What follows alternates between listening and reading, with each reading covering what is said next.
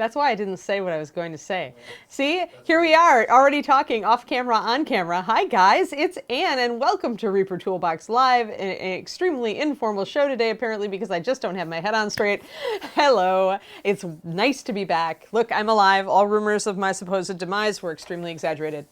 Yay. Hi everybody. Hi everybody. Hi everybody. I'm gonna say hi. Hi, hi, hi. There. I can't say hi possibly to all of you because there's so many of you.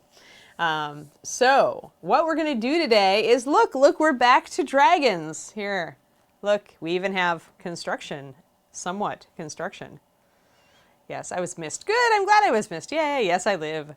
So I did actually glue that wing on, see, so only about 100 or so hellos. Yeah, I don't think I want to take up, the first 5 minutes. Thank you for the welcome backs, everybody. You make me feel loved. Little hand hearts for you. Or finger hearts, as they do on Overwatch League. Finger hearts. So, Reaper Dave will stop spreading the rumor that my demise has been imminent and indeed planned by him from the first day I was hired. I would not put it past him. Actually, Sidestorm, that's a great thing, great question right there, because Justin is going to go down and get the completed Hippocampus so that I can put it on the close-up cam just for you guys in a moment. But while we have me on face cam, I wanted to actually tell you guys a couple things, because in putting this it's not really together, it's not glued, but essentially I realized that there's definitely a good way to put this model together. And the key point here that I wanted to share with you guys, since some of you have your own copies, the first interlocking point that you want to put together for these suckers is this foot. This little foot right down here. When I tried to put any other parts together, when I tried to slot it into the base first, when I tried to do anything else, essentially, I love the Hype Corgi. The Hype Corgi rocks. So Ron doing one of these toolboxes, Ron would have to do concept art and he would do stick figures because that's what Ron Hawkins' concept art looks like. I do not kid you. It is awesome. It is seriously awesome. So tell him he has to do Reaper Toolbox Live with Ron Hawkins' concept art. So when you put your Dance of Death together, when you're starting to fit it in and trying to make it work together, it really does help to have this foot nailed down. You'll even see where the claws slot in because Julie did a really good number on it. Yes, there's the Ron Hawkins painting with the optimizer. Yes, exactly. But when you go to slot this foot in, you're going to see two marks on the tail of what will be the white dragon for me, maybe a different colored dragon for you, that'll tell you where those claws slot in. You really have to press it to get it to go in. But once you have this foot anchored, everything else is a lot easier. If you try to anchor anything else before you get this foot, it will just fight you. I had to just fight and wrestle, and finally I just took both dragons and just slotted that one piece together. Yeah, I'm feeling a lot better, Scott Beal. Thank you. Oh, do we have a Hippocampus? Awesome, good, because I was having said that about construction.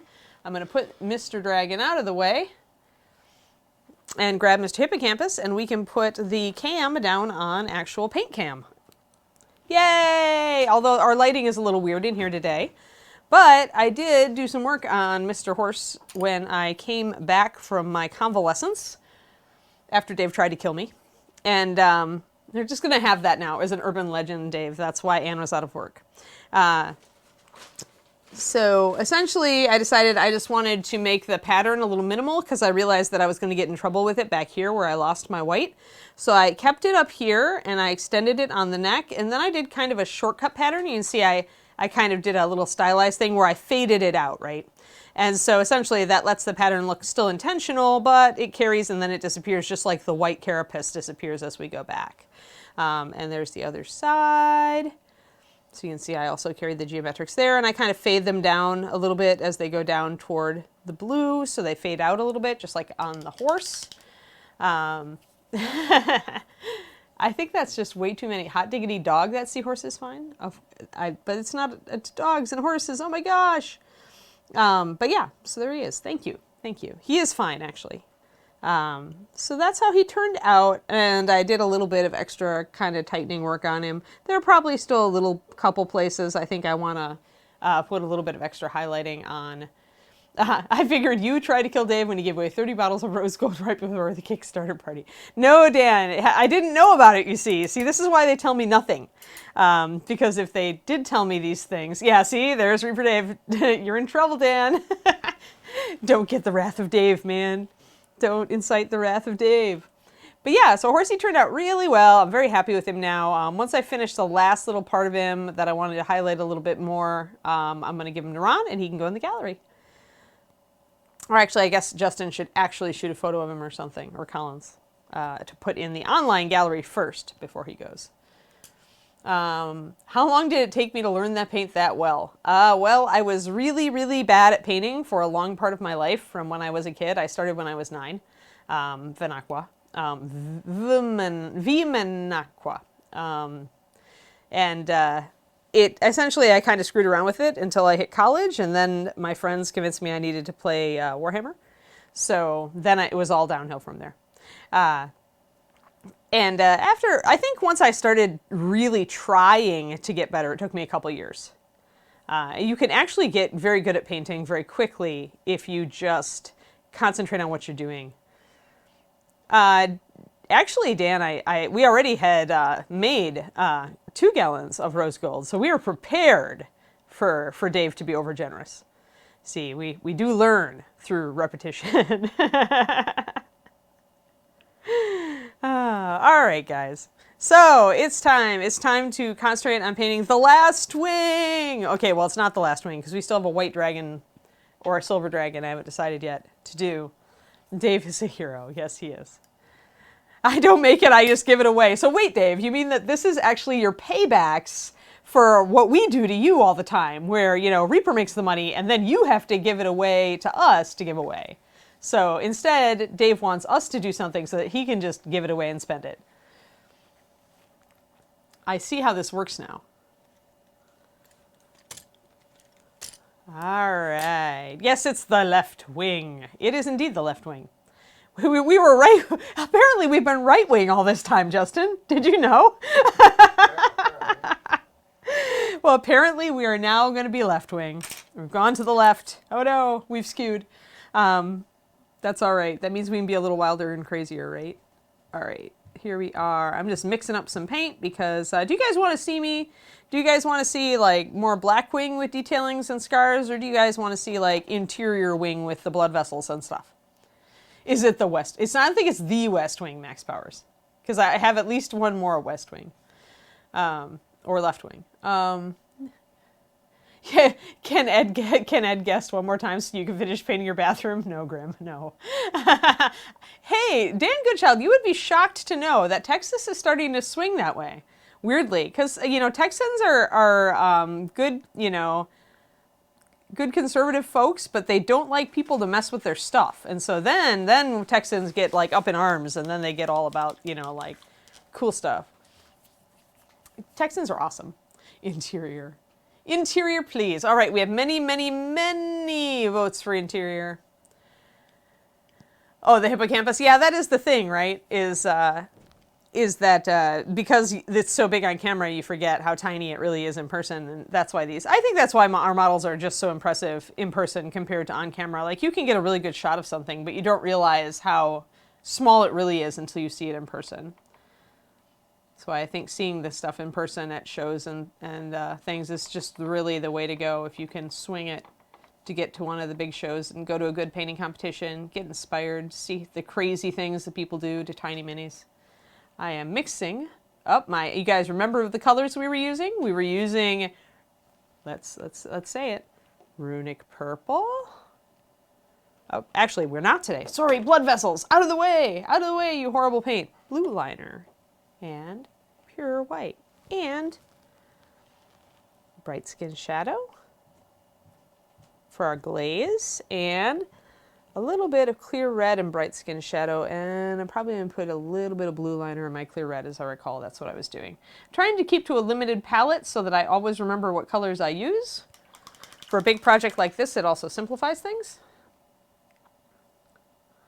All right. Well, gee, I got all of this nice swamp green and runic purple I don't need to use today. Da-da-da! Yeah, swamp green is the awesome color. Haha. Don't make fun of their big hats then. Texas is a world unto itself, and it's so different, Nomedzi, you know, depending on where you are in the state as well. So it's very different up here in the north, where half of Texans seem to call us Oklahoma by adjunct, which we take great offense to because we're much better than that, really. Apologies to any Oklahomans.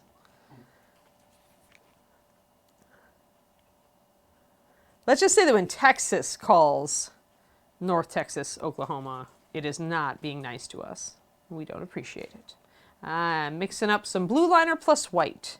I happen to really like the gray blue that color makes. So what we're probably going to end up doing, even though I've base coated these areas before, is doing our wet blend just straight out. Now that I've got some blues mixed up, I'm going to show you guys. We should give away some swamp green. I agree because it's an awesome color. Justin told me we weren't giving anything away today, but I don't know.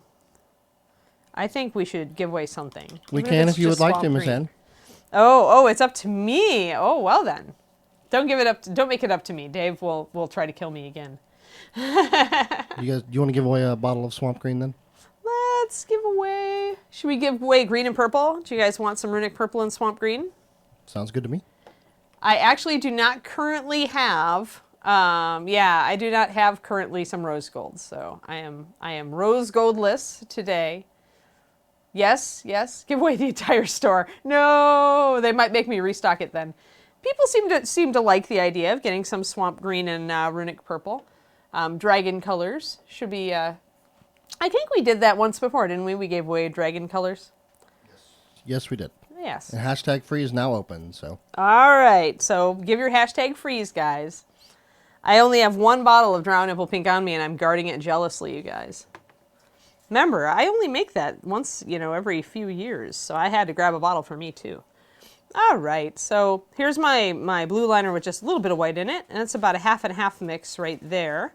And I don't know, I'll make a slightly lighter mix, too, to do the wet blending. And I make a vein triad.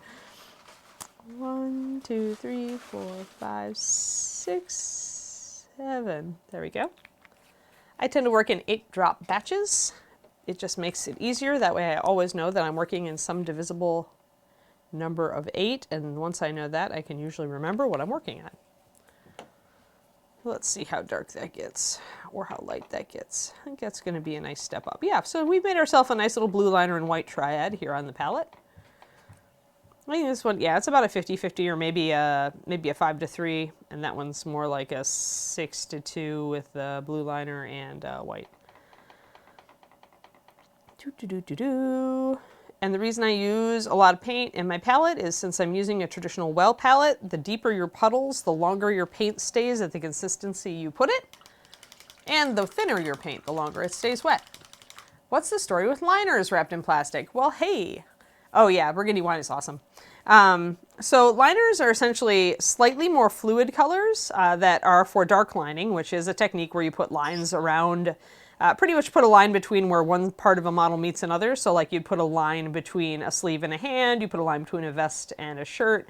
You essentially align around everything. Almost think about cartoon characters or the art style in the Borderlands games where they've got that dark lining around everything. What it does is it automatically gives you contrast, so it makes the parts of the miniature stand out better. And that, when you're working with something so small as a 28 or 25 millimeter, that's really a good thing. So the liners are made to do that better than other paints because they're a little more fluid. Uh-oh. Dave is, hey, wait a minute, but I missed why. I don't know. Somebody's taunting Dave. Don't taunt Dave! The liners are a little more fluid right out of the bottle, so they lend themselves to lining. They got a little extra flow improver added to them, so they flow off the brush a little bit better. And they also have a cool thing where they're a little bit translucent once you thin them a bit, so they make really good washes as well. And if you want your line to not be quite so solid and stark as it is on like cartoons or Borderlands, you just thin it a bit, and then it becomes a much more naturalistic line that you can see through just a little bit, and it looks a lot more. I use that kind of technique for historical models, where I want a line, but Yeah, this palette does not try to escape. This is true. So if I want to line this more naturalistic, I'll use brown liner instead of blue, and I'll thin it a bit so that it's a little translucent, and then it comes off just as a natural shadow when I put it between things like a belt and a shirt or whatever.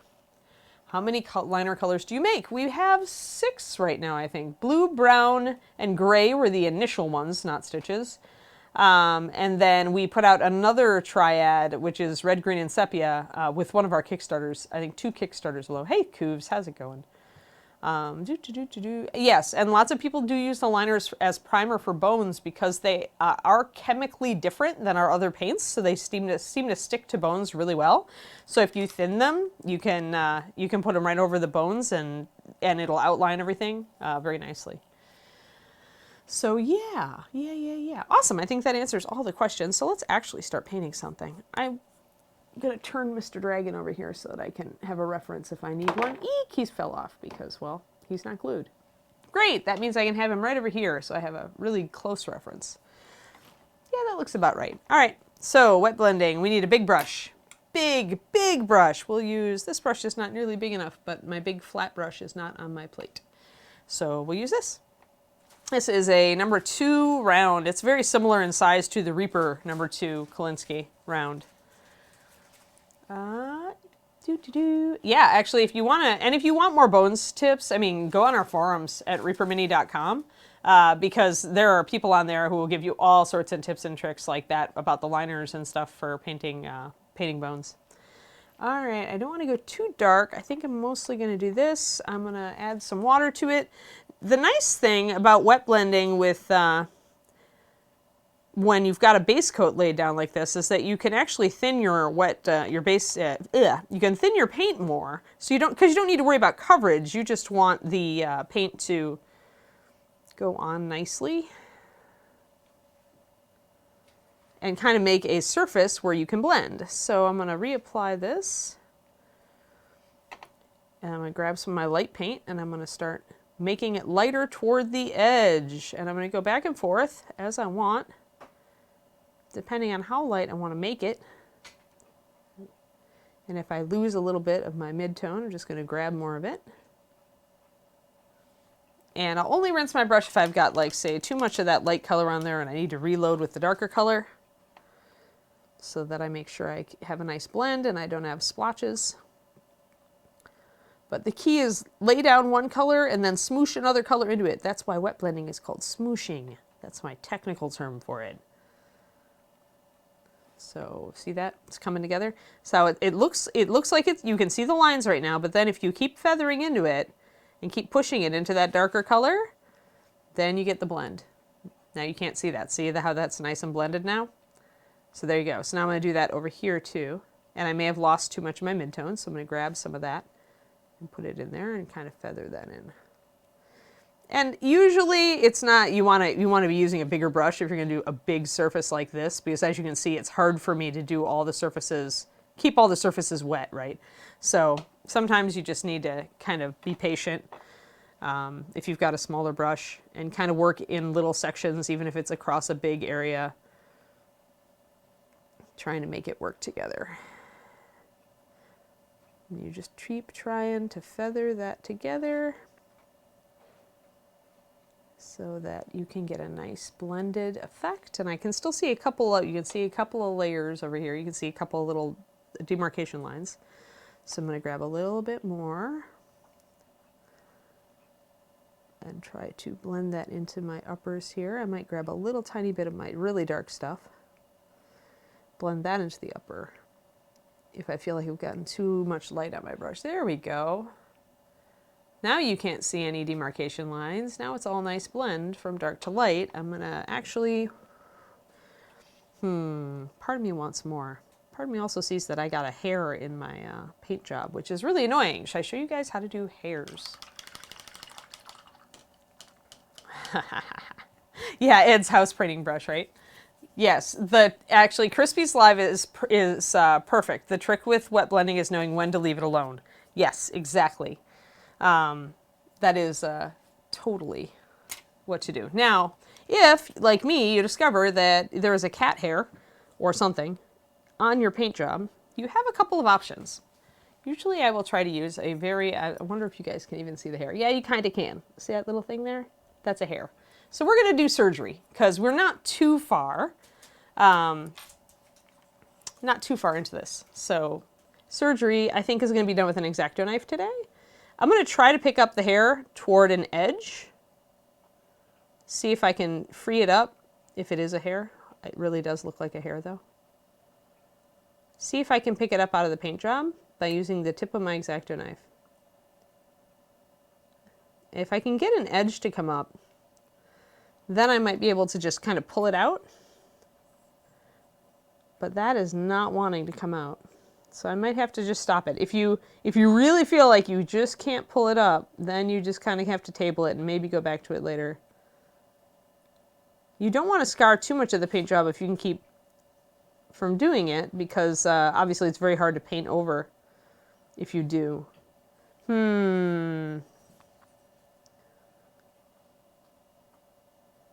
Yeah, I might be better off just putting more paint on it. Sometimes with hairs and things like that, if you do use thicker layers of paint, you can eventually just bury it. Yeah, it's a vein. Exactly. It's not a problem, it's a feature. Yeah, Mama-san contributing to the paint job. You got it. Yeah, right. All of us. Yeah, I've got dog hair and human hair for that matter because I shed. Let's face it, most humans do. So all right, I think I'm going to try to bury it because it's not too evident down here. I just am mostly seeing it up there. So now I have to put on, first of all, I have to make sure I get all this paint grit off of here where I gouged it up. So I'm going to kind of get some water in my brush and just keep trying to take all the little grits off. Get it to dry and paint over it. But yeah, usually that's what I'll do is if I see a hair, I will try to take it up with the very tip of my X-Acto, and if I can get the end, then I just peel it. Which is going to do a lot less damage to your paint job than trying to gouge it out all along its length. If I can't move it, then I'm going to try to just disguise it with paint or primer. This is the underside of a wing, and it's on the downside of the dragon, so I'm not too concerned about it. But yeah, I guess it is one of those things where check your paint jobs, folks. See if your local animal life has contributed to your art project. So for now, we'll paint over it because it's not too evident. You guys can see how subtle it is. It's not really that visible on camera, so not too concerned. Yeah, as far as giveaway, you do not have to be a sub to win our giveaway. All right, let's see here. That, and I'm not happy with how that isn't quite as light as I wanted it. So what I'm going to do, I'm going to actually put a little more water in my paints because I want them to blend a little faster and looser. We like fast and loose in paint. Thank you for the sub. Oh, yay sub! Yay gift sub! Even better. Oh, and thank Thanks, you for Evermeet. gifting a sub to our newcomer. Oh, and a new sub. Yeah. That's a newcomer. I see that. Ijin Zeus. Sometimes I just have to guess. Aw, yeah, we had a few bottles left of our current batch, Shidohari, after the party. So rose gold became, temporarily everybody was showered with rose gold. Guard it with your life. We don't know when we'll do it next. We'll do it at some point. All right, so I'm gonna try this again. I like this area, it didn't work real well in this area, so let's just coat that surface with my starting color. Grab my lighter color and do my smoosh. Smoosh, smoosh, smoosh, smoosh, smoosh. Now you don't want too much pooly paint, so if you do thin your paint a lot, be careful about it. Now you can't stop looking at the hair, Sean Allen. Thanks, thanks. You're gonna see the hair forever. It will be there forever. Yes, that is the problem, right? I won't be able to stop looking at it either. I may try to gouge it out at some point. I don't know. The problem is it messes up everything, and then it takes a lot of the work that you've done right out of it. So I will at least do the blend here to more of a level that I wanted it in the first place, and then we can see. If this were a competition piece, I would be absolutely right all over that hair trying to do something. And if I couldn't get it out, I might even put a thin layer of putty over it, which is another thing you can do if you're not, scared to have to repaint everything. Aves epoxy is good for that because it's water soluble. So you can get it down to a real thin slurry, which is really all you need to kind of cover over something like this hair. Let's see here. I want to make sure I'm getting a blend and not a smudge of crazy all over the place. And as you can see, this paint also tends to darken as it dries, so that means it is a little challenging at times. There we are. So wet blend a shadow up there, and that'll take this down.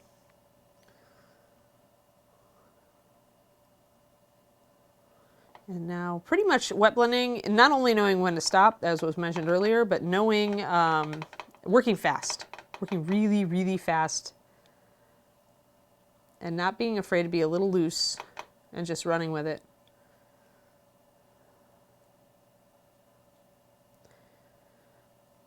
So how many people do we have in chat right now, Justin? We have 160. Awesome. So, okay, I got a question for you guys because I have a personal curiosity thing, and trying to poll our hobby is like notoriously difficult. But I'm curious because I was having a conversation with somebody earlier today.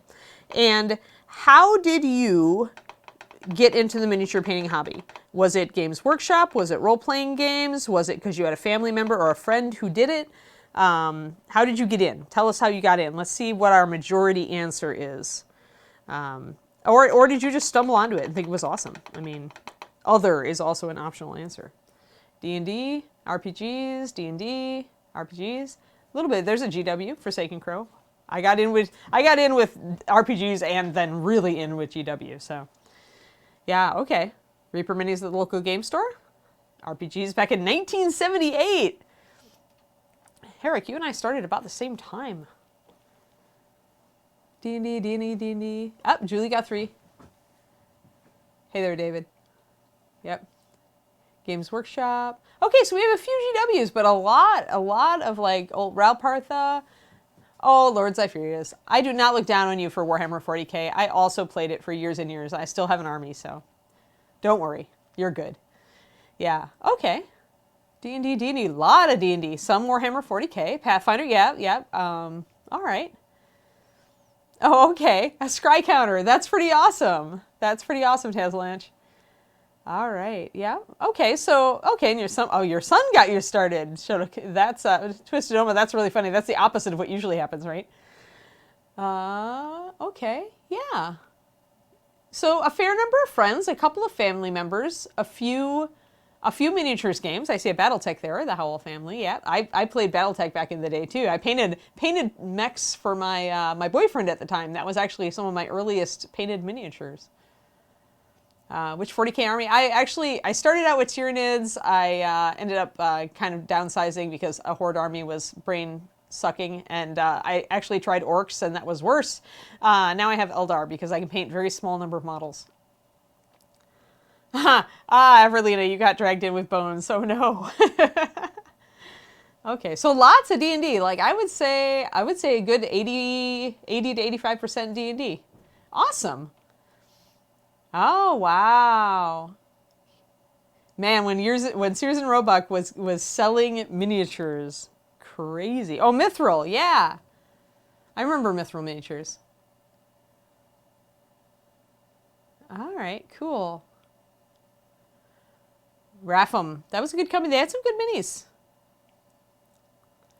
Yep. Yeah. Well, cool, guys. Yeah, I wondered. I figured it might be that way, especially with the Reaper audience, because, you know, RPGs, we do a lot of it. We do a lot of minis that support it. But it's cool to see, yeah.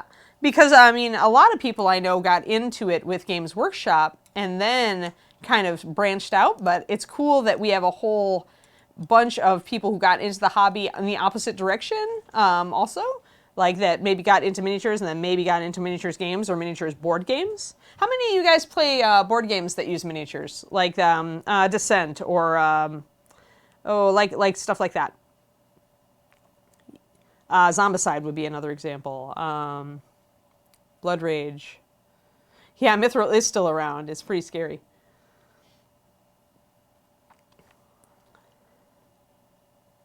Sure, one in chat. I was just curious. One in chat if you play miniatures, board games that use a lot of miniatures. Especially, oh yeah, especially if you, I have to admit it that I have bought some board games, not necessarily to play them. Oh, Mansions of Madness, yep. I've painted a couple of those figures. Yeah. I have bought board games just to paint them.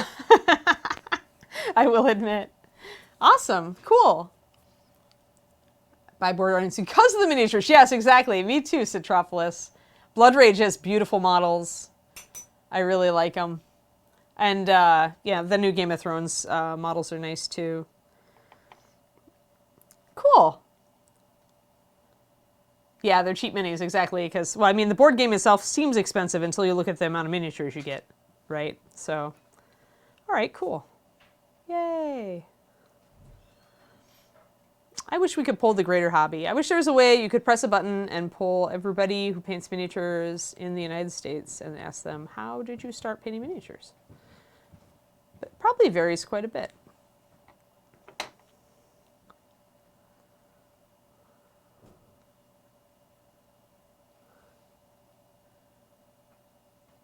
Oh, cool. 1975 George Hines. Yeah. Or Hines. Not sure. Okay, yep. Yeah, Simon does have beautiful minis, Dr. Bob, for sure. Yeah, might put a poll in the Facebook group. That would be kind of cool. I really like data and statistics, and I like demographic stuff. And me and my friends talk about this a fair amount, like how people get into the hobby. You know, it's an interesting question to us because we all came. It seems like everybody I know came from a slightly different background. And I used to know a lot of people who got in via Warhammer, but now I know more who got in via role-playing games. So it's probably just the crowd I hang with. Let's see, can we come up with another good question? What's another good question? All right, let's think about it. What's your favorite part of the hobby? Tell me that, guys. Like, of all the things, is it getting awesome new miniatures? Is it seeing all the awesome stuff that comes out?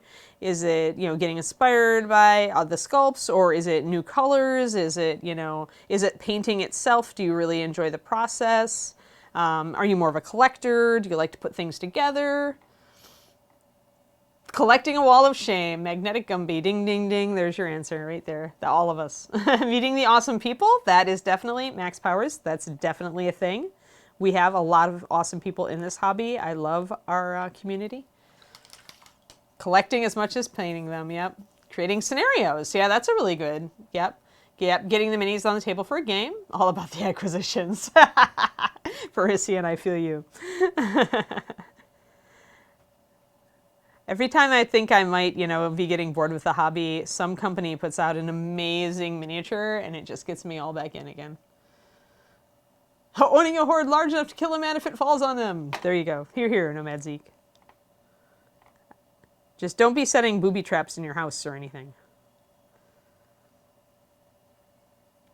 Although I did see a poster online yesterday, I think it was on the Book of Faces, which was, welcome to our home, roll for initiative, which I thought was pretty awesome for a gamer household.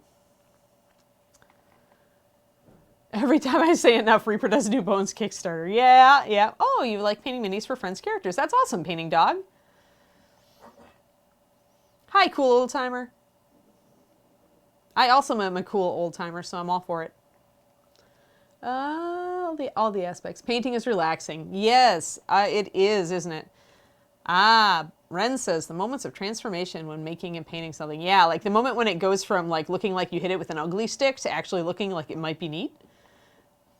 Oh, painting while your wife crochets. That's cool. You guys can craft together even though you don't have like, you know, like the same craft. That's awesome. It's good to be able to do creative things together. Oh, yeah, yeah. Creating something with your hands because you work in IT. I feel that too.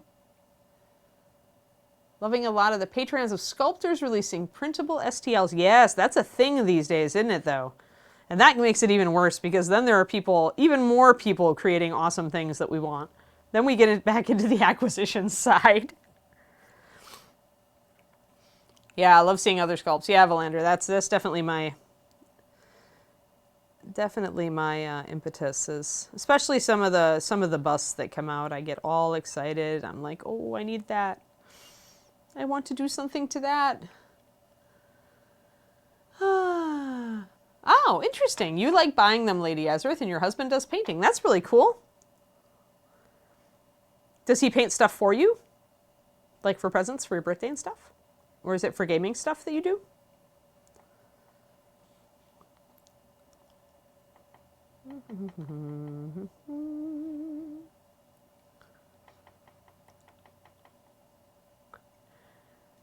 If you're still doing ToolBox in 2 years, will you do any of the new Bones busts? You bet your booty, Sigwolf. Oh my gosh, yes.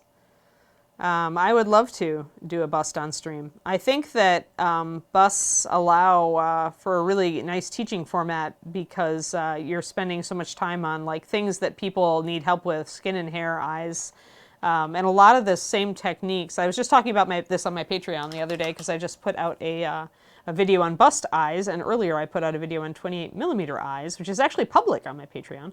But I was just mentioning that a lot of the same techniques apply to both scales.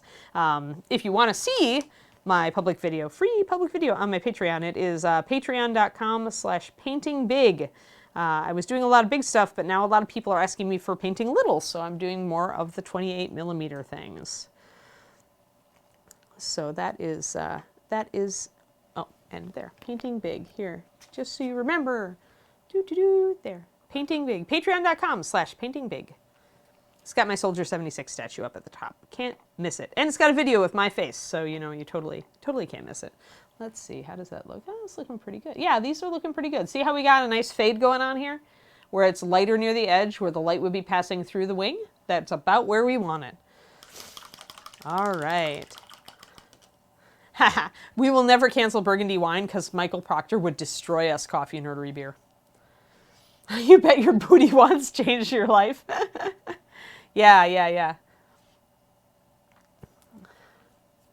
Do you ever do paint along? Would you be willing to? Nerdcog, I'm going to probably do that for my Patreon, but I don't know if I have the time to do it here. On the Reaper stuff. We can think about it. Okay, I'm going to ask a question. Actually, that's another great question for you guys. I've got all sorts of them today. So paint-alongs, like when you want to do a paint-along with your favorite artist, what is the best format for that for you guys to learn? I hear some people say PDF with step-by-step photos is good, but then it seems to me also that a stream would be good for parts and videos would be good because you could rewind them and rewatch a part if you weren't sure how the artist did it. So if you were going to do a paint-along, like if I was going to do one for Reaper, what format should it be in? You know, what's the best teaching format for a paint-along? How about that? Let's put that question out.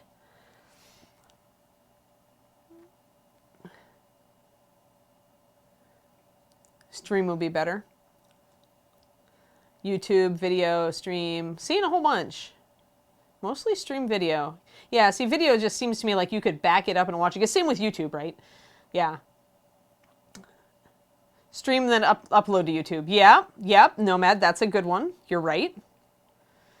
PDF and YouTube. Yeah, Snowstiff, that's what I do on my Patreon. A lot of times after I do a video, if I feel like there needs to be reminders or something quick reference, I'll do a companion PDF for my videos on the Patreon. I just did that earlier this month for my $2 tier.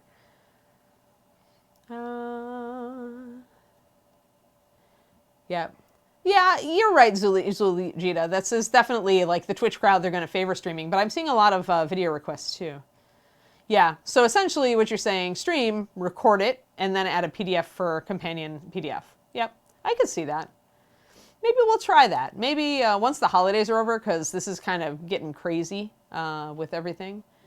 Yeah, Painting Dog, paint along with the Dark Sword DVDs. Yep, very useful to stop and rewind.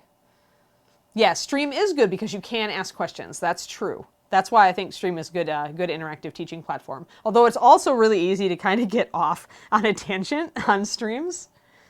Yeah, and then you can see, yep, Sidestorm, all three. I think we've come, seeing some Google Hangout stuff. I haven't worked with Google Hangout at all.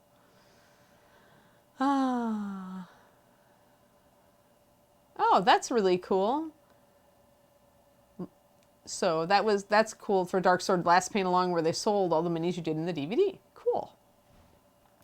Free today, we're doing a couple of sets of dragon colors. The colors I used to paint the black dragon in addition to black. Daffodweir. That's the noise. Trying to keep along with you guys. Substorm, do I plan to add more one-on-one coaching to my Patreon? I'm not sure. It depends on my time, Substorm, because it's like, I'm like, they don't take up a lot of time per month, but they do definitely necessitate scheduling and making sure that I leave open areas in my schedule. And I usually do like an hour and a half. So it's like I haven't decided yet about it. I'm thinking about it. I'm planning to kind of revamp my Patreon tiers. I want to talk to my community, and maybe then that would be a good time to add a new spot or two. So I'm thinking about it. Keep poking me.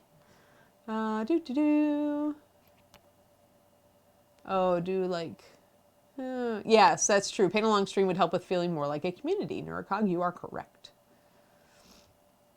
Yes. Sadie is... No, Twisted Omas. I've totally been talking to Sadie about her painting program. I'm excited about it. Even if Sadie wants to make it like more fun, more funsies than serious, she still wants to like actually paint along and learn. But Sadie loves, she follows, I think, a lot of streamers and stuff, and she wants to make it very entertaining. So I really look forward. I'm encouraging her to be a little wild. Because I know the Sadie that you guys see with John is pretty tame. Sadie is actually like a wild and crazy girl, and I hope she brings a lot of that personality to the stream. Because she's fantastic. And she's really funny. There is a free. We're giving away dragon colors. So if you don't have swamp green and runic purple, because they're awesome colors, they work well together, you should get some by typing #free.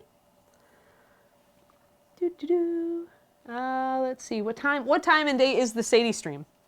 It is supposed to be tomorrow at 3 o'clock. Is the first one. Yes. We don't have her intro and logo done quite yet, but tomorrow is kind of the premiere stream. We're working on it. Correct. It'll be done by the following stream, but she's not streaming that next week because it's Thanksgiving. Yeah, it's cool if you guys hang out with her and encourage her. That would be really cool because Sadie is a neat person, and I hope she does well. So, and it's cool. I mean, we'd really this sort of thing where you're painting for beginners, where you're working through a learn to paint kit. Is a good learning experience. And that way, anybody who has questions, maybe Rhonda will even tune in for it, because she's the one who wrote the Learn to Paint kit. So then, if we have Bird with a Brush, and we have Sadie painting the Learn to Paint kit that she wrote, then any questions can be answered hypothetically. I'm just re-blacking in the ribs since I got a little wild with my blue-gray paint. I'm re-outlining. No, Kelv. The what do you got? Terrain Tuesday was not yesterday. Ed had something come up, I think. Yes, Ed had something come up, and he wanted to start next week. So, and since Ann won't be here next Wednesday, and Ed is doing Terrain Tuesday premiere, we will likely not have a show on Wednesday or Thursday. Yeah, because it's I have to fly home for Thanksgiving out to visit loved ones, my dears. So I will be on a plane when I would normally be streaming. And then Katie and I are going on a cruise, so you could totally blame us for slacking the week after that. The first week of December, you'll probably be at the mercy of Ed, since I will be in the Bahamas. Yeah, actually, we're gonna update the time for Casmania. The time for Sadie tomorrow is 3 o'clock. But the schedule, the actual stream schedule in the bottom should be updated. I'll have to change its daylight saving time settings again. Oh, yeah. It keeps reverting, so I don't know why. But once that's fixed, that should have kind of a countdown of all the time. But we're going to have a splash screen up at the bottom, because we're always hosting people, that has like the actual schedule and logos and stuff. Yeah. Asalati, I cannot stream on a plane, as far as I know. I mean, I guess I could hypothetically, but my boyfriend was just flying and using free Wi-Fi on a plane and said it was abysmally slow. Yes, Dan Goodchild, cruises are awesome, and I haven't been on one since I was 16. So this will be fun. It's a short one. It's just like a 4-day. We decided we want to do something fun. It's my thank you to Katie for letting me live with her when I was going through my divorce. So I thought that would be a nice thank you, because I had an extra ticket. How many painting competitions have I won? Vimanaqua. Oh, boy. Well, I've got 2 Golden Demons from back in the day. Those are my first national awards. I at least made photo cut for Crystal Brush this year, which I was very pleased with because I was doing a stock model that I hadn't really converted. And usually to win a Crystal Brush, you have to do some serious conversion or base work. But I was very happy with at least making the photo cut. A lot of people really liked my mini, including famous people who I respect, like Ben Comets. So yay! I won a bunch at Gen Con back in the day, back when Gen Con was a slightly bigger competition. I did pull gold medals at ReaperCon once I started competing. First time for that was last year. Earlier than that, I didn't really like to compete in my own competition, but I decided I could at least compete for medals because I actually painted something cool. So let me see, what else? I won gold medal, or I won a gold, trophy at KublaCon out in the Bay Area earlier this year for a bust that I did. What happened is I won a bunch of awards. I got hired onto Reaper, and then I got really busy with Reaper, and I just didn't do Golden Demons after that or any of the other big awards or Crystal Brush because I was just busy. I fell out of competing. Then I did a repaint on Soldier 76 statue from Overwatch video game, and I got back into competing for that because I really loved it, and so I entered it at Reaper, and the amount of work that I put into that kind of got me kind of jazzed to compete again. So now I'm back in. I'm trying to get together a model for Golden Demon at Adepticon in end of March, I think. So, oh, Mini Wizard Studios. Yeah, so far I've been working on the dragon underneath. Sorry, we showed him last time, but he's we're doing the wings now. We're gonna do them like that with the veins. I'm almost ready for the vein work. Yay. Oh yeah, bird with a brush. That's cool that you tested them on beginners, on hapless beginners. Did you like chain them to benches and make them paint? That would be pretty awesome if you did. Well, I guess my definition of awesome is not the same as most people's, but still.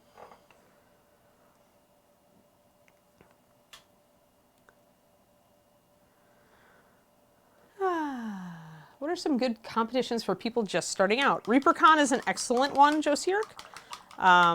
Essentially because ours is less of a head-to-head competition and more of a juried art show.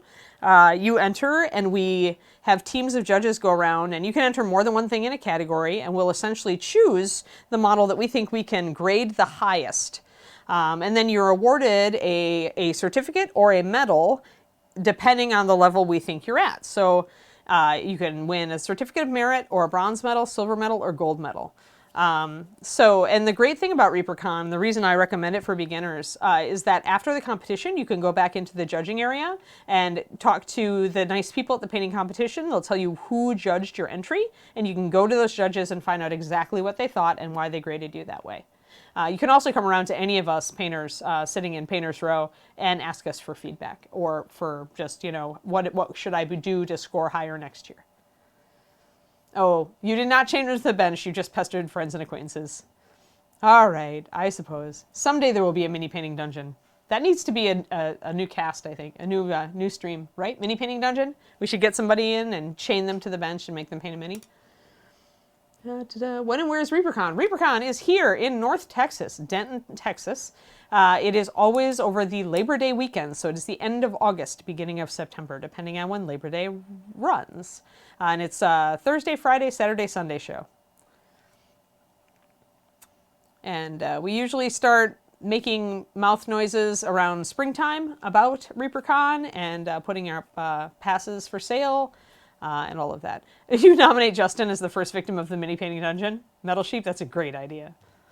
Except then who will run the show? Like, Collins? That's a good question. No, not too far. I mean, it's pretty easy. Flying into Dallas, it's very easy to get to Reaper. Like, you pretty much take $24.99 north and you're there. So. Hey, watch it, Rhonda. Rhonda. What is she doing? She seconded the nomination. Oh, seconded it? You need to be the first victim. Mini painting dungeon is under the pizza dungeon. Yes, it's the dungeon of the pizza dungeon. The stream tomorrow with Sadie is geared towards the unboxing right. and essentially the usage of the Learn to Paint Kit 1. Yeah. So, obviously, Let me see. I need some blue liner. if you've never painted before, it would be great to follow along, or you could follow along even if you have already painted. But all right, what we're going to do now is we're going to mix up some red for the veins, and then we're going to do a glaze with our Bright Skin Shadow, which is the color that I use to kind of pink out the wings and make them look more lifelike. If you look at, let me see if I can get both in frame. So yeah, you can see how the wing is actually less blue. It's because I glazed it with a skin tone to make it look a little more naturalistic. And the key is here to first put your veins in and then glaze over the veins so that they kind of disappear like you see there.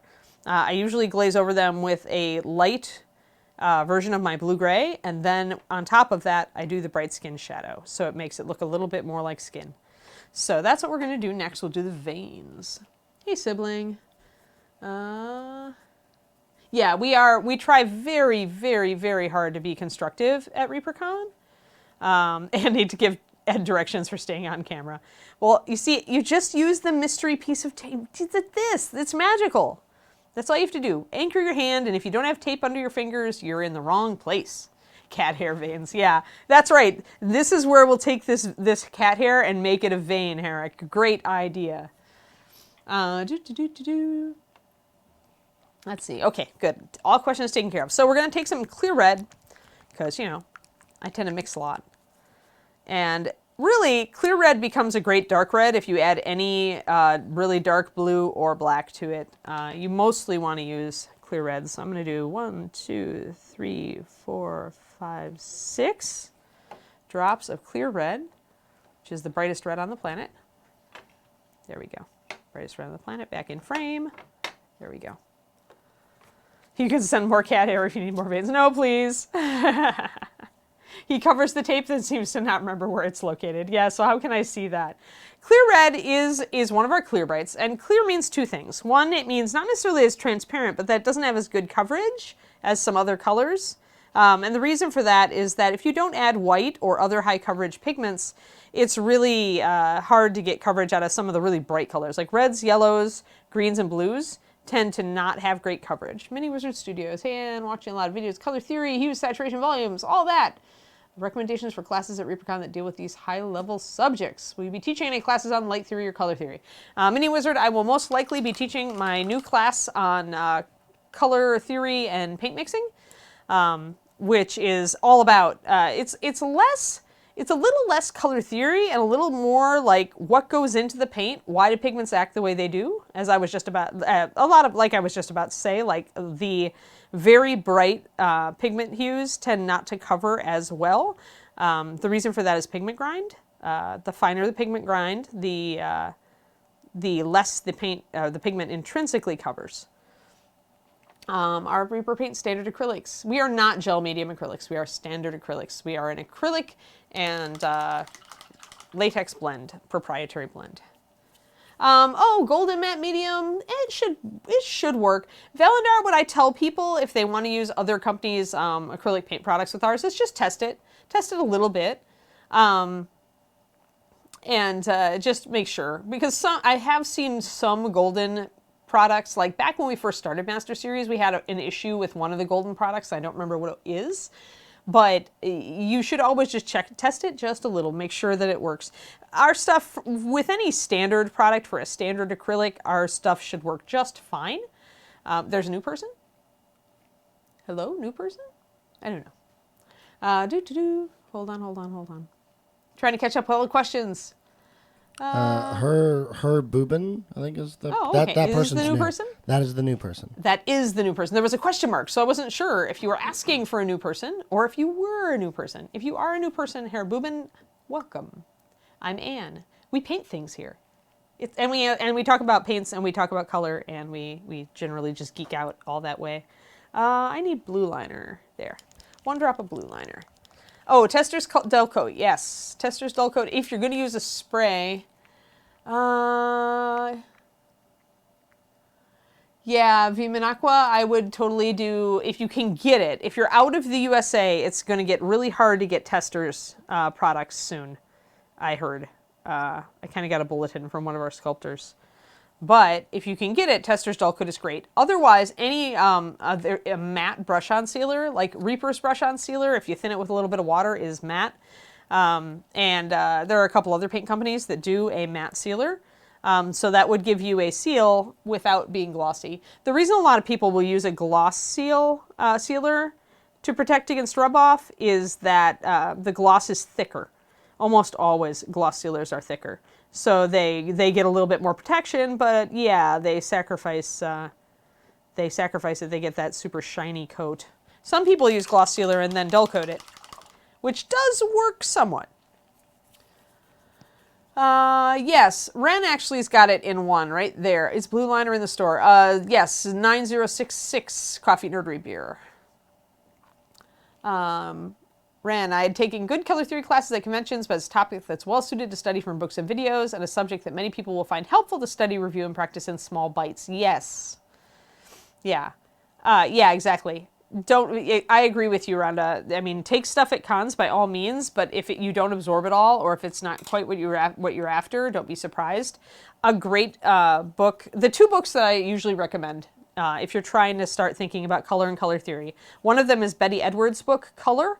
You can get it on Amazon. It is a lovely introduction to just basics of color theory, how colors change based on how much area they take up or what they're next to. The other one is James Gurney, who did Dinotopia. James Gurney's Color and Light, which is a more painterly approach to working with color and light, which is also incredibly good. Both of those are my go-to books for color theory and just thinking a little differently about color here and there. All right. Oh, colorblind makes it hard, Mini Wizard Studios. I had a friend who actually was a Golden Demon winner who was colorblind. So you can do it. You can get really good. But he definitely was challenging for him. All right, I'm mixing up. I essentially did 1 drop blue liner to 6 drops clear red. You see that pretty dark red I got out of that? See, it's very nice. I want it to be a little thin because I want to be able to draw really thin lines with it. So I'm going to test it. That's why I like my well palette. I'll load up my brush and I'll see how thin I can draw lines. Can I draw a nice thin line with this? And is it going to be dark enough? Because that's the question, right? When you thin your paint, you're like, I'm thinning it because I want a thin line. But then I have to make sure I haven't thinned it too much or it won't be dark enough to do the veins. Oh, you paint terrain. Here, Boobin, that's what I do for... That's what I do for fun, actually. Painting terrain is one of my fun. Oh, and Numbat, yes. Betty Edwards is the author of the book Color. It's Color, and it's got kind of a subtitle on it. And then the other one is James Gurney, Gurney, who's the guy who did the Dinotopia books. He is awesome. He's also done numerous dinosaur paintings for National Geographic. So he is the real thing, and his book is Color and Light. It's a wonderful read. I think he's a fantastic teacher. That's who we should get to ReaperCon. Let's see if we can drag James Gurney up. He does steampunk cons, so I bet we could get him to ReaperCon.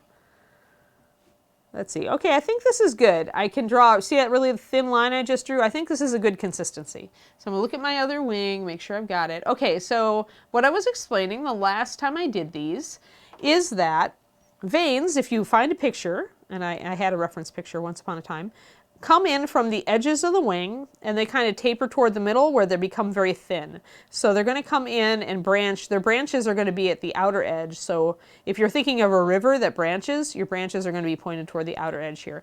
And then they're going to kind of go toward the middle as if they want to meet. But I typically have them trail off a little bit as they get toward this middle area because most of the blood flow is coming from the structure. So, yay! What brush size for this? Herrick, I'm using whatever thin brush you've got. Like a Reaper Aught5 or Aught10 would be good. A Winsor & Newton 00 would be good. I'm using a Da Vinci Maestro Series 10 size 1 because it's a little longer. It holds a little bit more paint because it's a little bigger, but you can see how very long the bristle is and how narrow it gets at the tip. If it has a nice thin tip, it can do a nice thin line. So you could use like a Raphael 8408 size 1 or 0 even, because they have a nice sharp tip. Yeah, wouldn't James Gurney at ReaperCon be so awesome, Rhonda? I've been thinking about that for a couple of years now. I actually had contact with him, like actually emailed him back and forth a little bit when I ordered my Dinotopia book, because I ordered it from him, because I decided to order it direct from artists so that he got all the money. And he drew me a little dinosaur on the front, and we chatted a little bit because I took him up on his colored pencil addiction. Like, he pretty much got me addicted to a particular high quality brand of colored pencil I use, the Caran d'Ache. So it's all his fault. But I should have just asked him then when I was already chatting with him and he knew kind of who I was. It would be fun though. All right, so let's start on that cat hair and let's do squiggles. And it can be a bit dark. Don't be scared if it's a little bit dark to start out with. We can always glaze over it. And remember, they're gonna branch toward the outside, and then they're gonna trail off toward the inside. And you want them to go, squiggly like veins do. I was using a reference photo for this that was a frog's webbed foot, which I think I was thinking would be the closest thing to this sort of thing. The other thing about this is you actually want to thicken the lines a little bit where they're coming out of the wing strut, because that's where the vein's going to be thickest. And then they're going to minimize as they go toward the middle. So just thicken them up just a little bit toward the strut. Oh, Caran d'Ache are such good pencils, TJ. Gosh, I love how buttery they are. It's so easy to blend. Yeah, he likes to make maquettes. I know, I love his maquettes. And Reaper does have awesome dinosaurs now, so you are correct. I'll see if I still have his email. I'm pretty sure I still have his email somewhere. Oh yeah, yes, if you like art in general, Bird with a Brush is absolutely correct. James Gurney has a great blog, very informative, and also does videos. He sells the videos if you want them all together, or he puts them up individually on YouTube. It's just great stuff. It'll get you all inspired to buy way too many expensive art products, which is the best kind of video, right? Maybe I'm weird that way. Just kind of making scribbly lines. You don't have to overthink the shapes of your veins, but you should vary their size a little bit and how they're tracking and how far in they go on the wing. You are going to lose a lot of it when you go to glaze over it, especially if it's really pale, if it's thin. And if you smooch it up a little bit, don't worry, you can always grab a little bit of your, like here, if I decided that I didn't like how the edges there got thick, I would just take some of my blue-gray and just kind of touch it up a little bit and narrow those like that. So if they get too thick, just take your blue-gray and kind of narrow them by going back into them.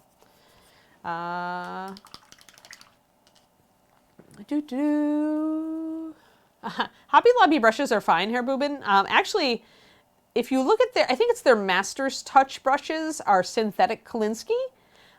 They're not bad. Like all synthetics, they will curl at the tip, but they're only $5 instead of like 10 to 15 bucks. So they don't last as long as real Kolinsky's, but they do hold a decent. I found a couple that held a decent tip. Prismacolor, Lady Azareth. Prismacolor is my go-to for colored pencils, and I still use them, especially because there are colors in their line that I can't get anywhere else. What you'll find is that the Prismacolors are a little bit stiffer. They've got a little bit more binder, whereas the Caran d'Ache are very soft. So if you're trying to blend colored pencil, I think the Caran d'Ache are a great choice. I use Prismacolor a lot to burnish them, or if I need finer detail, the Prismacolor are my go-to, or if I need to do texture or pattern. Are the Reaper brushes real sable? The black-handled ones are Kolinsky sable.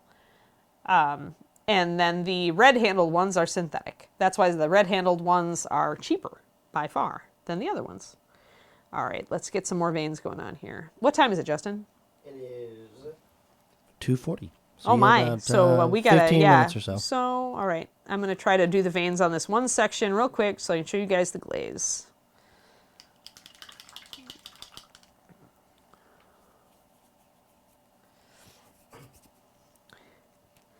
Yeah, I mean, if it's a brush and it works for you, use it. Everything is good. Just keep in mind that synthetics are probably going to curl or bend at the tip or poof a bit as they get worn. That's the nature of the plastic bristle. That's what a synthetic bristle is.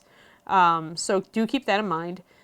Do try a natural sable, like a high-end sable, if you can at some point. I often tell people that just switching to getting yourself one really good sable brush is usually a game changer. It levels you up instantaneously. because it just gives you so much control. Like, you can see how much fine control I have with this brush. I would have a hard time finding a synthetic that would give me as much control as I get for my Klinsky. And for some of the really fine stuff I do, like the really fine freehand, I don't think there is a brush that's synthetic that could do it. It's insane how fine and tiny I can get with my Klinskys. So there's another nice little trailing vein. So we're making it a little bit bigger on this side so we've got a lot of space. Gonna just do a kind of a little twiggly one here. There. Remember, we've got to thicken our roots toward the outer edge. Doo-doo. Okay. Hello, Cooves, re-hi, to use an archaic term. Oh, may we please look at the rest of the dragon? Here we are. Let's see here. Here, well, let me get him positioned. Let me kind of stick his wing on. Unfortunately, he's currently tied to the other dragon, but he's getting there. I can't really get him down because of the tails. I can't get him totally in the picture. Maybe Justin can come over and help me. Can you adjust the camera just a little, Justin, so we can get a better look at Mr. Dragon? Just lift it up or tilt it up a bit. There we go. Great. There we go. So there, now we're in focus. So there is Mr. Dragon as he is coming along. Eee! And he lost a wing. But you get the idea. But that's where we're going on the backside. And obviously I have a lot of touch up to do. What I'm going to have to do, guys, is paint his tail after he's already glued into place. I've already figured out both dragons' tails are going to have to be painted at the very end. But yeah, that's our boy. That's our dragon.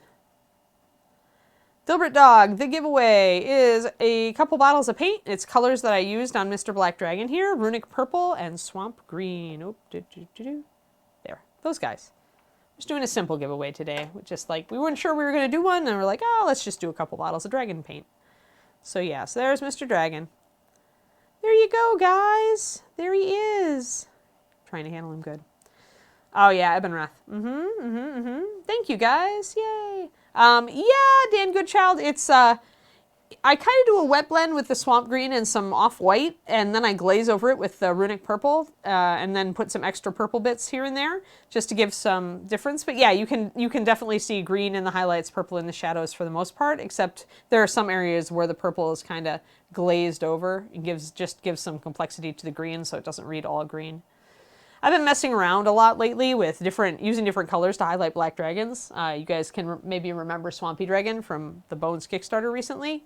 All right, cool. I'm gonna go back to wing. Okay, Justin, refocus. Yay, wing. All right, yeah. Let's get a couple more veins on here so that I can glaze them.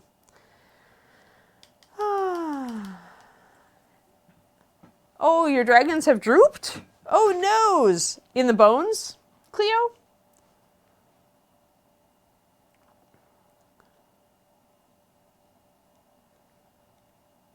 Thanks, everybody, for the compliments. Ebenrath's about the size of this dragon, actually, I think.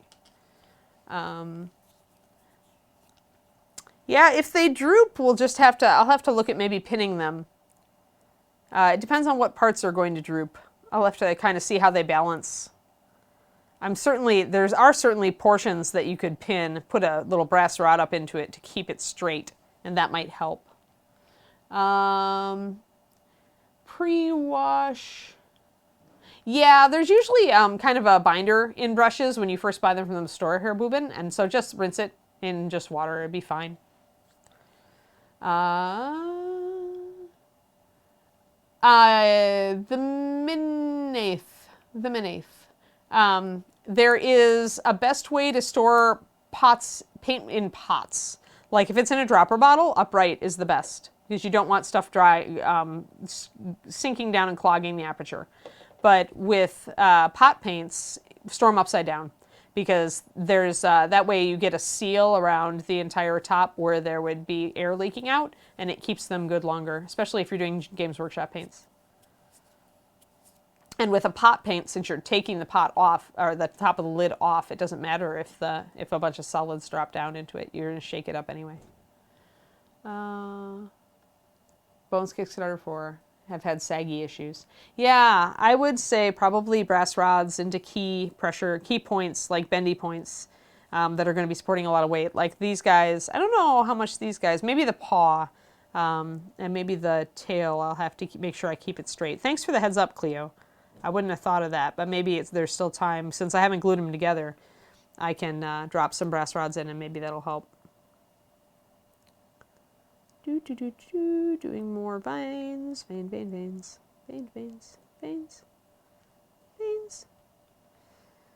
And I want some of my veins to kind of go toward the middle, but I want to fade them out a little bit too. And I want to do how to pin these types of models. Yeah, pinning is super easy. I could do a pinning tutorial at some point. Especially easy with bones because you're seriously just, it's plastic, so it's so easy to drill into.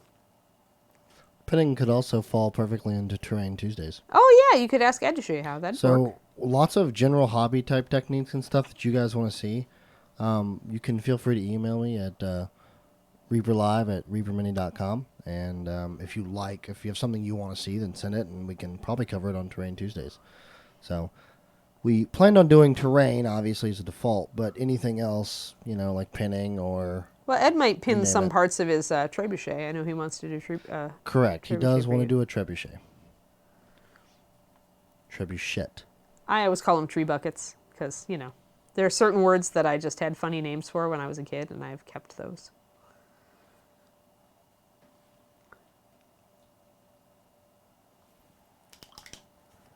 Just kind of fudging that. That line got a little heavy, so I decided to do that. You can also just glaze over some of the stuff by thinning down your base coat paint and just painting it over, leaving a thin layer. There we go. All right, so we've got some veins, and mostly I'm pretty happy with these veins. I think I want to take that vein a little bit further, but then we'll do a nice little glaze. Glazing is like washing, only even thinner. You're just putting a thin filter of paint over the entire surface in this case, we want to kind of blend in these veins and make them look like they're under the skin. I just use tap water here, Max Powers. Where you want to use distilled or filtered is if you're in some place with a lot of metal in the pipes, like New York City, Manhattan, or any big city where you think that might be the case, any big city that's older where you might have some extra mineral stuff in the pipes. Minerals can really screw around with paint, so at that point I would probably use distilled. But most of the places, if you don't have a lot of old or bad water systems, or a lot of, obviously if you're in Michigan, it's really just kind of your call, right? But most of the time, most tap water shouldn't have a lot of stuff that's going to mess with your paint. Trench bucket, yeah. Cool. All right, so let's make I'm going to use my highlight color. I'm going to have like one glob, which is about one drop of my highlight blue, and I'm going to throw a bunch of water into it. Tap water, because why not? I want it to be really thin. Because with glazes, you can't take it off, but you can always put another layer on, guys, so make it thin. And what you're going to do is kind of the opposite of a wash. All right, you're going to apply it like you do a wash. Yeah, if you've got gross water and you know it, then by all means, use a... All right, so you're going to apply this like a wash. You're going to load up a big brush full of paint, really fat, like that. And you're going to put it all over everything, just like you would a wash. But that's where it changes, because you don't want this to actually pool and dry anywhere, or it's going to dry in rings, just like if you put on a wash that's too thin. So let's see if my paint consistency is correct. Let's drag it over the bottom here. Yeah, it's perfect. Okay, put a real quick coat all over everything. Kind of drag it down. You want it to be loose. You can put it on a thin layer, but then do not brush over it again. You want one thin layer, so put it on and leave it be unless you see a pool. And if you see a pool, take your brush and kind of slurp those little pools out of there. Little pools, we're getting some little pools up here because they like to cling to cracks. Boom. And that puts a thin filter of paint, which fades those veins in. See, they're much more fadey now. Thanks, Achilles Blade. It's so easy though. So much of it is easy. Just practice. Just gotta practice. Zip Zap Wrap. Actually, earlier on the cast, we talked a bit about liners. They really do, if you're doing dark lining techniques or you need a dark wash, they do that very well. They also are good for priming bones because they're a little bit chemically different from our regular paints. I'm going to actually put a little bit more of this down the middle after my first layer's done. Oh, I got a little bit of a ring up there. Didn't quite slurp off all the paint up there. Slurping is a technical term. You also don't want to touch this when it's drying, or you're going to strip it right up.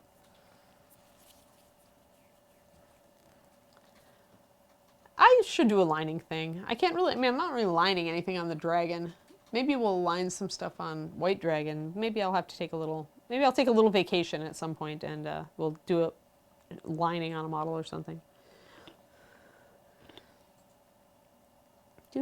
All right. So that's pretty good. So you guys see how it's kind of faded in more in the middle. I think it's dry. Tap it. Yep. All right. I'm going to grab another layer and I'm just going to put another layer like just toward the middle. And it's really, really thin, so it should be effortless to blend in. If I see a hard line, I'll rinse out my brush really quick and just come back with a little bit of water and blend that edge in. Just got to be quick, but have faith. There we go. There, see how they're nice and faded in? Don't they look like they're actually under the skin now? This is, by the way, the same technique you use for tattoos, guys.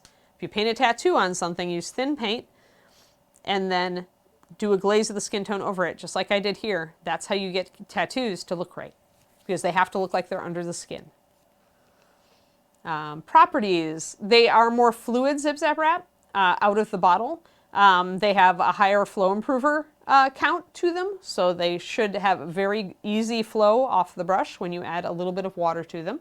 They're a bit translucent so that you can doctor how harsh or not harsh you want their line to be. No, it's not an ink. Actually, inks, okay, old inks are actually dyes and not pigments. New inks are pigment, but it's not a dye. So I used a liner. I used liners and mixed white with them a lot. Blue liner, I like the color. So, but as you can see, I'm not getting any bleed or any weirdness. So no problem. What consistency should you aim for with a glaze? It should pretty much be, let's see if I can get it to show up on camera here. All right, where is it? It's right there. Okay, so you can, I put it on my porcelain palette and you can barely see a ghost of blue-white up here on the side. That is how thin it is. Like, you want it colored water. You really, really want it just like colored water. Let's see if I can tilt without spilling. And it's like that. See how thin it is? Like that. See-through. Totally see-through. Colored water. Just a little tiny hint of color. You can always do more layers. You can't take them off. So aim for thinner rather than thicker and do not let them pool. All right.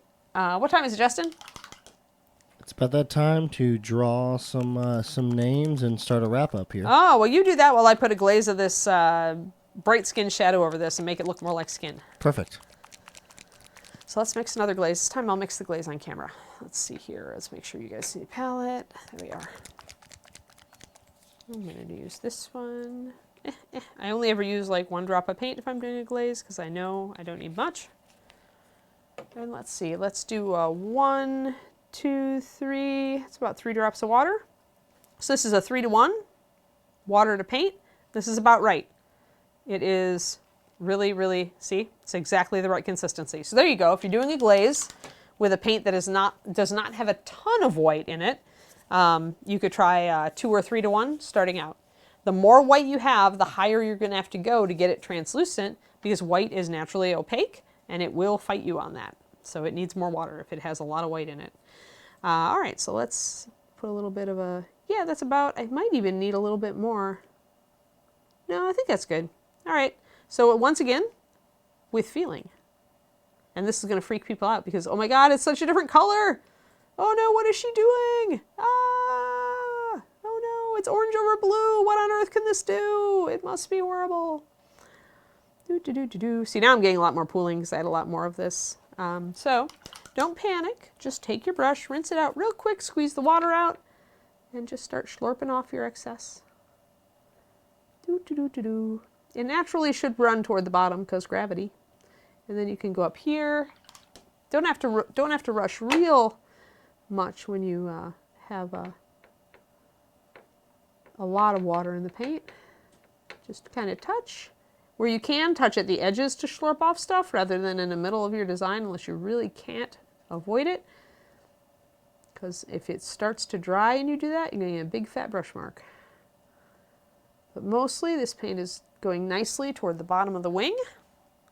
But see how that changes the color of the blue? It really mutes it out a little bit, makes it a little bit different. It's not as obviously blue, it gives it more dimension. Going to keep slurping it off the bottom here, as it's being so obliging and running there so I can grab it. Going to get these tiny little bits, that tiny little bit there. Hopefully that will dry nicely. Yeah, no mistakes. No fear, you bet. No, not out of your league at all. Everybody is here to help. I mean, I'm a pro, but I've made mistakes on stream and will continue to make them. So, you know, I just pretty much can help you guys share and troubleshoot, ask questions. I will answer. If I can, I will demo. I have our five You have winners. our 5 winners? I do. I have them drawn. Yay! Who are they? I'm going to go ahead and announce them here. You guys get paint. And they'll be in the chat as well. And once they win, what do they get, Ann? Like, what should they do, and what do they get? Oh boy, they need to email you at reaperlive@reapermini.com. Bingo. Yay! I remembered this time, guys. Progress. It's only taken me like 11 T7 episodes. And the details, the email itself. Oh yeah, and the you have winners? to give him your name because he needs to mail stuff to you and your mailing address. Correct. And I think that's it, right? And your screen name. Yes, your Twitch name. That's important, so I know who you are. Yes, Twitch name, real name, and your address so that he can send you paint. Yes. And if you happen to step out and you're not here and you won, you can stop by the YouTube channel that we have, and that has the details in the bottom. Yep. It has the winners, and it has the email again. Yay, look at, we made a wing. We made more, we're almost, now we can do the same thing. And since we already set up the wet blends on these 2 will go super fast when we get back. Right. I'm hoping, guys, what I'm really hoping is we get all of Black Dragon done and we start on White Dragon or Silver Dragon. I haven't yet decided on him in January.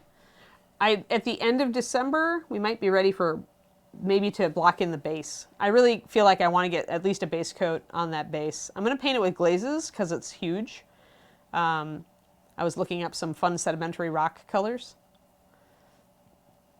Yay! So, real quick to announce these winners here. Yep, winners. We have Jtkimmel, Oh, yay! George Hintz, Yay! Painting Dog, Yay! Vilkyt, Vilkyt, and then Charzan the Barbarian. I think it's Charzan. It looks like Charzan the Barbarian, which is an awesome name. It is. Congrats to everybody who won paint. It's getting to be cold now, so we'll have to be careful with our giveaways and give away more minis, less paint. Because freezing is a danger. Huh? I'm gonna cut that cam. Oh, you're going to cut that cam? All right. Once you're done there. Oh, I'm fine. I've just been showing them the wing. We're good. Right. We're done on the wing, man. All right, I'm back. Hi, everybody. Bye, everybody. So. I do have a raid set up. You ever? Ooh, who are we going to raid? Somebody painting a mini. I can't tell what kind of mini it is, though. It's tiny? It is tiny. I don't think it's a GW model, but I really don't know. It's on a square base. Yeah, could be. I don't know, but we're going to raid them in a moment. We are. But anyway, thanks, guys. Thanks to everybody who tuned in. I am Ann, again, Reaper staff painter / paint line designer. Here we go. We're going to raid. We're going to raid. We're going to raid. Bye, guys. See you 2 weeks from now or something. 2 weeks. Yeah. Yes. Remember, we won't have a show next Wednesday or Thursday. Yep. So. We're going to be out for a bit. All right, guys. All right. The raid is queued. See you tomorrow for Sadie's show at 3. Oh, yeah. Remember Sadie's show at 3. Awesome, guys. All right. Have a great one.